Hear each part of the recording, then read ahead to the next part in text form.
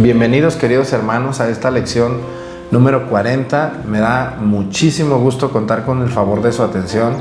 Como todas las lecciones bíblicas, muchos de ustedes las han visto por orden, lo cual me alegra y me emociona, porque esto habla de que ustedes están haciendo las cosas como se deben. Hay personas que a veces ven las lecciones bíblicas sin orden. Ven la lección 32 y luego ven la lección 29 y entonces están todos revueltos. Las lecciones bíblicas se deben de ver por orden, desde la lección 1, temporada 1, y así 2, 3, 4, hasta esta temporada, que es la temporada número 2, y esta es la lección 40. Se supone que los que ya han llegado ya a esta altura ya vieron las otras 39 lecciones, y no solamente verlas, sino poner atención. Fíjense que hay mucha gente que solamente ve las lecciones bíblicas y luego dicen, es que no le entendí, es que hace falta esto. Pues es que las personas, cuando estamos en unas lecciones bíblicas, debemos de tener el apoyo de la Biblia, claro, en la Biblia principalmente, y yo estoy tomando como base el curso bíblico popular del Padre Agustín Petrocelli, Editorial Progreso. Lo pueden comprar en cualquier librería católica como San Pablo, Bonaprensa, Clavería, Editorial Progreso, o por más fácil, por Amazon o por Mercado Libre, lo compran, lo pagan y llega hasta su casa. Es el tomo 1, el tomo 2 y el tomo 3. Estamos en el tomo número 2 y estamos ubicados ahorita, apenas vamos, fíjense nomás qué atrasados vamos, en la página número 53. Estamos aquí y vamos a empezar con la lección número 40. Entonces vamos a señalar nuestra lección 40 de lo que es, vamos a analizar algunos capítulos, los más importantes o los más sobresalientes de todo el libro del Éxodo. El libro del Éxodo es un libro tan maravilloso, tan profundo, que cuenta escenas tan reales que verdaderamente nos requiere muchísimo tiempo. Pero bueno, vamos a darle, vamos a estudiar lo maravilloso que es la historia de nuestra salvación. Estamos ubicados en la página 53 y bueno, lo primero es el capítulo número 1 y capítulo número 2 del libro del Éxodo. No lo vamos a leer porque bueno, es demasiado amplio y realmente, bueno, ustedes lo pueden leer también y a partir de ahí podemos llegar a varias conclusiones, ¿no? Los egipcios cómo someten al pueblo de Israel.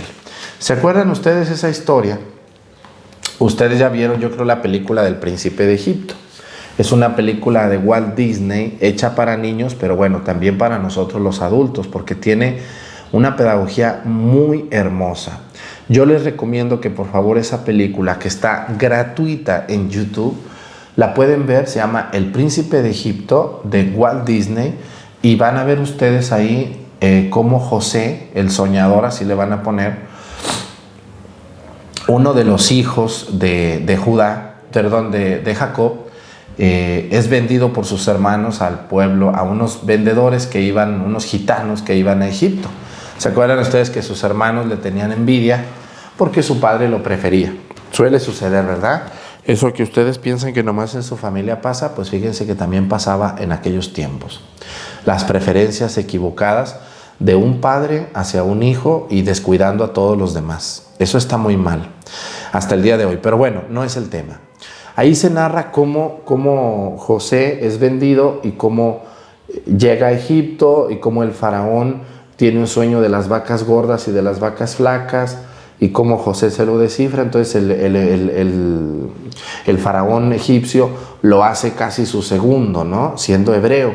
Entonces ahí viene algo muy interesante. Luego se acaba la comida allá en Israel y entonces el papá Jacob manda a sus hijos a buscar comida a Egipto. José los ve, les echa en cara lo que le hicieron, pero los perdona, les da una oportunidad, los invita a comer y los invita a que se vengan. Entonces se vienen a vivir a Egipto, dejan la tierra que Dios les había regalado a los nietos o bisnietos de Abraham, bisnietos. Y entonces pasa el tiempo, muere José el soñador, mueren estos hijos de Jacob y entonces viene la esclavitud, ¿no? Los egipcios ven que el pueblo hebreo se está multiplicando y entonces los egipcios dicen, no, aguas, este pueblo es peligroso, entonces lo vamos a someter. Y los que llegaron bienvenidos a una casa para comer, terminaron siendo los esclavos de los dueños de la casa. Así para que me entiendan pronto, como una introducción, ese prácticamente es el resumencito del capítulo número 1 del libro del Éxodo. Ojalá ustedes lo puedan leer. Vamos a ver qué nos dice el padre Agustín Petrocelli. Dice, el primer capítulo del libro nos presenta al pueblo reducido en estado de esclavitud y duros trabajos. Vamos a ver el capítulo 1, versículo 13. Voy a ver algunos versículos. Versículo 13 dice, capítulo 1, versículo 13 del libro del Éxodo.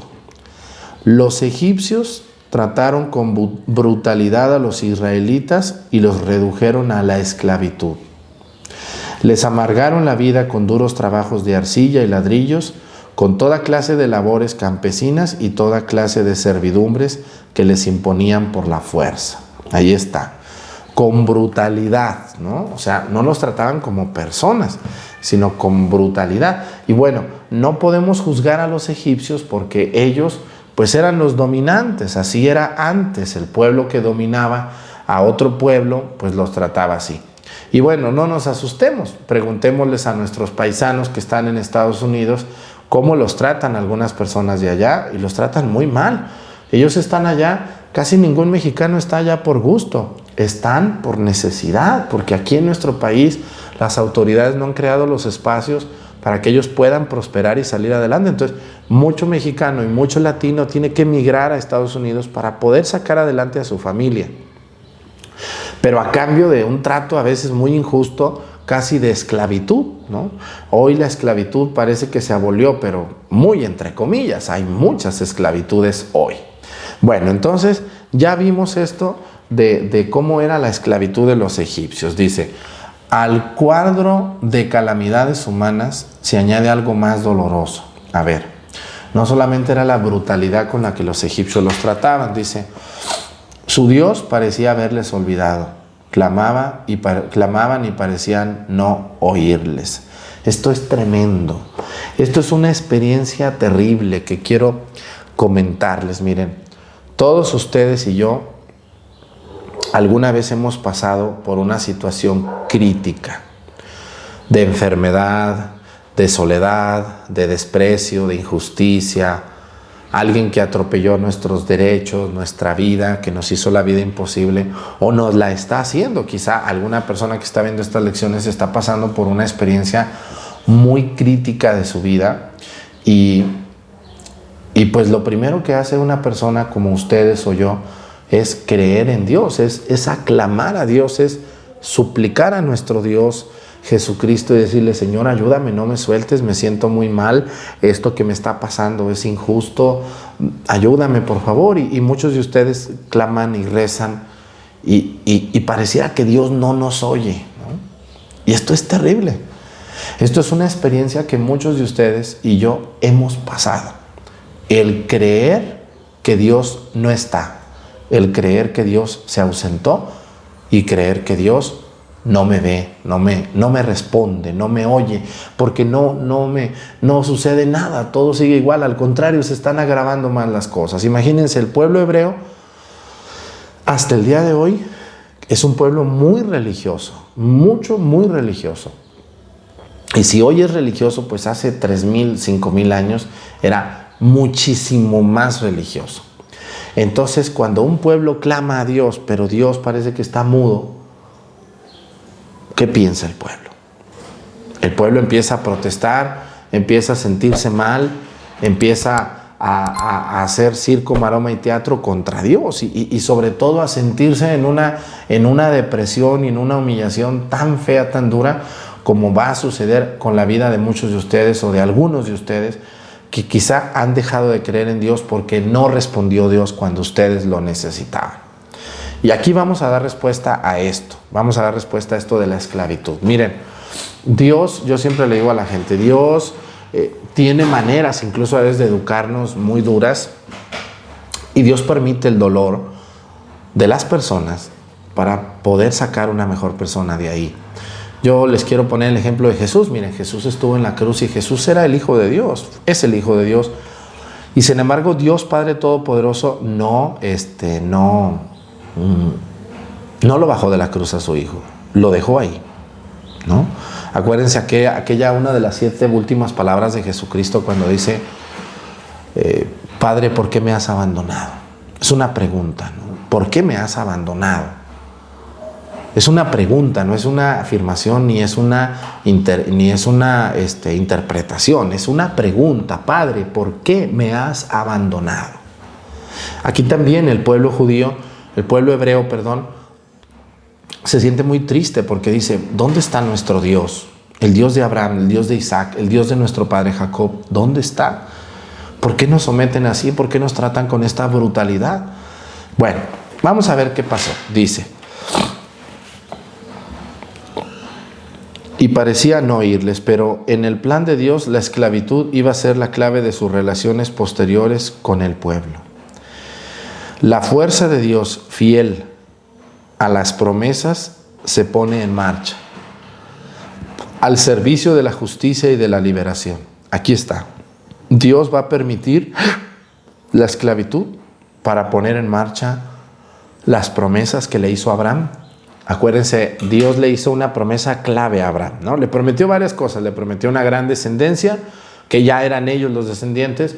Le prometió muchas cosas, pero le dijo, te voy a prometer una tierra propia, un terreno propio para ti, para tus descendientes. Entonces, ellos están de esclavos en Egipto y dicen, ¿dónde está nuestra tierra? ¿Dónde está nuestro territorio? ¿Dónde está donde nosotros crecimos? Donde nosotros nacimos con los hijos de Jacob, ¿no? Entonces viene una de esas preguntas que ustedes alguna vez en la vida se han hecho y dicen, pues, ¿quién me responde esto? Y aquí viene, Dios pone en marcha sus promesas y dice, la primera es el servicio a la justicia. Dios va a hacer justicia. Y 2, Dios va a liberar al pueblo judío. Va a haber una liberación de la esclavitud de Egipto. Dice, Dios no es insensible y sordo a las necesidades del hombre. Claro que no. Se tarda, eso sí. Es algo muy curioso y muy extraño en la vida de Dios, en la situación de Dios, pero Dios, pues quisiera que fuera inmediato, ¿no? A veces Dios es inmediato en su respuesta, pero la mayoría de las veces Dios se tarda y no sabemos por qué pasan las cosas. Cuando perdemos nosotros a una madre, a un padre, a un hermano, a alguien que quisimos mucho y se muere, pues decimos, pues ¿dónde está Dios? ¿Por qué se lleva Dios a mi madre? ¿Por qué se lleva Dios a mi hijo en estas circunstancias tan terribles? Y las respuestas son difíciles esas respuestas, pero también tenemos que entender que Dios tiene un plan para ti. Que Dios es muy misterioso. Esa es como un atributo que muchas personas no le han dado a Dios, pero que yo pienso que es una manera muy hermosa y también muy pareciera fuerte de definir a Dios. Dios es omnipotente, es omnipresente, es eterno, pero también yo diría que Dios es misterioso. O sea, No sabemos por qué Dios a veces actúa de ciertas maneras o por qué permite el dolor humano. Pero pues el mejor ejemplo, su Hijo, nuestro Señor Jesucristo, ¿no? ¿A poco Dios no lo pudo haber bajado de la cruz? Y no lo bajó. Permitió que sucediera lo que ustedes y yo sabemos, para darnos un ejemplo incluso de lo que el dolor humano también puede causar en nosotros, que puede hacer maravillas en nosotros. Bueno, entonces a lo que quiero llegar, vamos a ver ahí, dice, Dios va a manifestar la justicia y la liberación. Dios no es insensible y sordo a las necesidades del hombre. No es insensible y sordo, sino que permite eso. Porque miren, la gente hoy en día, una de las cosas que yo he visto, y más en estos tiempos, es la gente quiere un Dios donde todo sea suavecito, donde todo sea facilito, donde todo sea llevadero. Y cuidadito y Dios me mande a mí algo malo, porque si me manda algo malo, como una prueba, una dificultad, ya no creo en Dios, ya no voy a misa, ya no rezo, ya no me confieso, ya nada. ¿Por qué? Porque Dios es malo conmigo. O sea, a Dios solamente lo queremos en las buenas. Y cuando nos sale una mala, no, entonces no creo en Dios. Entonces Dios no puede ser así. Entonces, hermanos, estamos jugando con Dios como que nomás Él debe de ser bueno siempre, ¿no? No importa si yo soy una persona muy ingrata, si yo soy una persona muy malvada, no importa, porque Dios al final de cuentas siempre debe de ser bueno conmigo.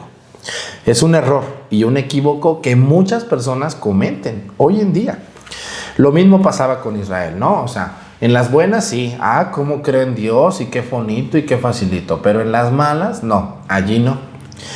Dios no es insensible y sordo a las necesidades del hombre. Continuamente, dice, suscita hombres que con amor y paciencia ayudan a los hombres derrotados por la vida. Así es.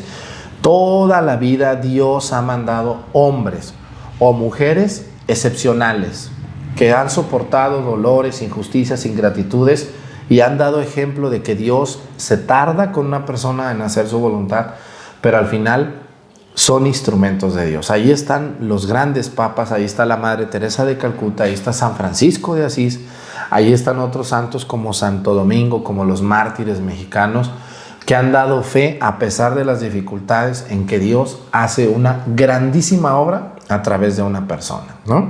Dice, los gritos subían constantemente hacia Dios. Vamos a ver este capítulo, quiero buscar con ustedes, vamos al capítulo número 2, versículos 23 y 25. Vamos al libro del Éxodo. Si tienen su libro ahí, su Biblia, pues búsquenlo. Es muy padre, miren, porque hay mucha gente que nomás está sentada ahí, nomás viendo así la lección bíblica. ¿Qué se les va a quedar? Pues muy poco. Pero si tuvieran su Biblia como otros de ustedes que tienen su Biblia, bueno, pues ya a leerla y a manejarla. Es que yo no sé manejar mi Biblia, padre. Entonces usted no vio la temporada 1 de mis lecciones y por eso ahorita está renegando. Mucho cuidado. Bueno, vamos a la lección, vamos a la cita del capítulo 2, versículo del 23 al 25. Dice así: pasaron muchos años, murió el rey de Egipto y los israelitas se lamentaban bajo la esclavitud. Gritaron y los gritos de auxilio de los esclavos llegaron a Dios. Oyó Dios sus lamentos y se acordó de su alianza con Abraham, Isaac y Jacob. Y miró Dios a los hijos de Israel y los reconoció. Ahí está. Los gritos de los esclavos gritaron a Dios.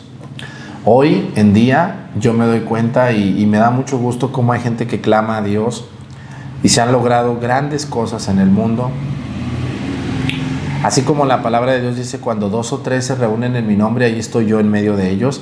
Pues ahora imagínense si nos reunimos 1000 o 2000, como estamos aquí en las lecciones bíblicas, con tanta gente que nos reunimos todos los días a la Santa Misa, a las lecciones bíblicas, a los cafés católicos. ¿Ustedes creen que Dios no está aquí en medio de nosotros y está viendo este plan maravilloso que está haciendo Dios con nosotros? Claro que Dios está aquí y está en medio de nosotros y todo nuestro clamor, nuestras oraciones, nuestras peticiones van a tener una respuesta de parte de Dios si lo que estamos pidiendo es justo, si lo que estamos pidiendo a Dios es algo que se pueda hacer, ¿no? Porque también a veces pedimos cosas que la verdad dice uno, pues esta señora no está correcta con lo que está diciendo, con lo que está haciendo, ¿no? Realmente es muy lamentable, pero así es. Bueno, vamos a lo siguiente. Dice así: y se estableció una corriente de amistad entre el pueblo. Se estableció una corriente de amistad entre el pueblo y Dios. Otra vez, Dios volvió a conectarse con el pueblo de Israel. Dice: Yahvé es nuestro Dios. Nosotros somos su pueblo. También el pueblo estaba perdiendo. O sea, fíjense, la ausencia de la oración en el templo, la ausencia de no acercarnos a las cosas de Dios, nos puede perder del camino de Dios. Como hoy hay muchos hogares que están totalmente perdidos de Dios. Miren, en un hogar donde ni la mamá reza, ni el papá reza, ni hacen una oración, aunque sea persinarse antes de comer, ni van a ver al Santísimo, mucho menos el domingo ir a misa, porque el domingo se van a las albercas, se van de compras, se van a visitar a sabe quién, empieza a haber un distanciamiento de esa familia con Dios. Y a veces nos estamos alejando tanto de Dios, que cuando menos acordamos ya no tenemos ni siquiera una imagen, ni siquiera equivocada, o la tenemos equivocada de Dios.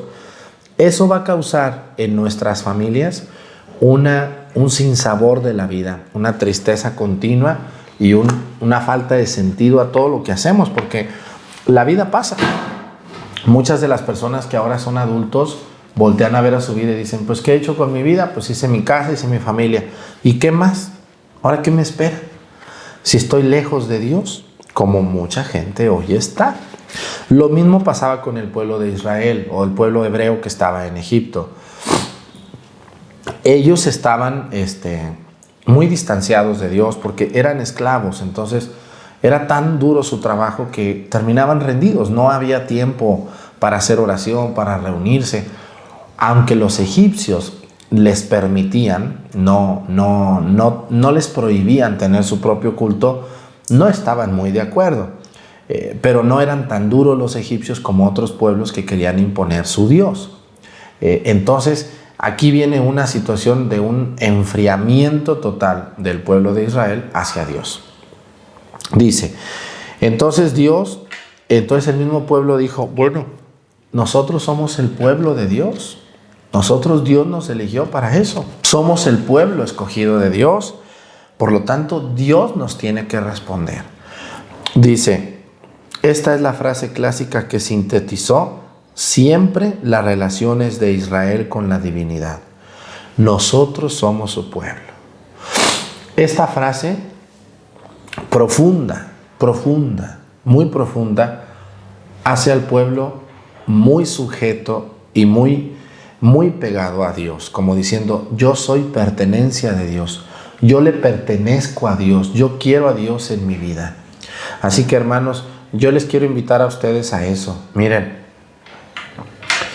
cuando una persona se siente perteneciente a Dios, como muchos de ustedes, pueden hacer cosas maravillosas y pueden sentirse mejor y pueden sentirse muy bien. Pero cuando una persona se siente que no tiene Dios, que no le pertenece a Dios y que no es de Dios, pues imagínense, ¿no? ¿Cómo estarán las cosas allí? ¿Y cómo van a terminar esas cosas? Pues muy mal, muy mal. ¿Por qué? Porque definitivamente esas personas, si no tienen una pertenencia a Dios como su Padre, como su Señor, nos vamos a perder. Dice, el hecho tiene también un aspecto profético, de signo.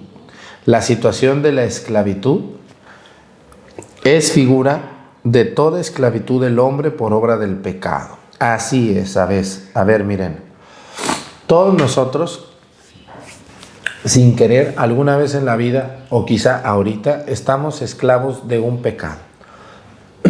Cuando una persona se es esclava de un pecado, es aquella persona que se somete a un pecado, el que sea. El pecado de la mentira, vamos a poner los pecados capitales, que son los que más esclavos nos hacen. El pecado de la envidia, de la soberbia, de la lujuria, de la ira, de la gula, de la envidia y de la soberbia. Esos pecados nos hacen, de la avaricia, repetí 2 veces la envidia. Esos pecados nos someten a la maldad, y hacen que una persona se impermeabilice así, para que Dios no penetre en su corazón y que la gracia de Dios no surta efecto. Entonces, una persona que vive en pecado es una persona que obstruye la gracia de Dios en la persona, y eso es muy delicado. Yo les quiero invitar, hermanos, a que tratemos de dejar esa esclavitud. O sea, yo al cometer pecados constantemente, de manera deliberada, yo me someto, me hago esclavo del pecado, y ahí estoy. Y mientras esté sometido a la esclavitud del pecado, no habrá en mí salvación ni gracia. Y eso hará que yo sea una persona muy infeliz, y aparte quiera que los demás también sean infelices. Vean ustedes, la gente que anda en pecado se enoja mucho con los que andan cerca de Dios. Que el estar cerca de Dios no nos hace perfectos, pero sí nos hace más felices, nos hace personas más realizadas que una persona que está esclava a un pecado. Y casi siempre el que está esclavo a un pecado lo que hace es querer que los demás también estén esclavos a un pecado. Por eso hay gente que dice expresiones como esta, ¿no? Si el padre supiera esta mujer lo que anda haciendo. Esa señora se siente muy, muy perfecta, pero no es perfecta.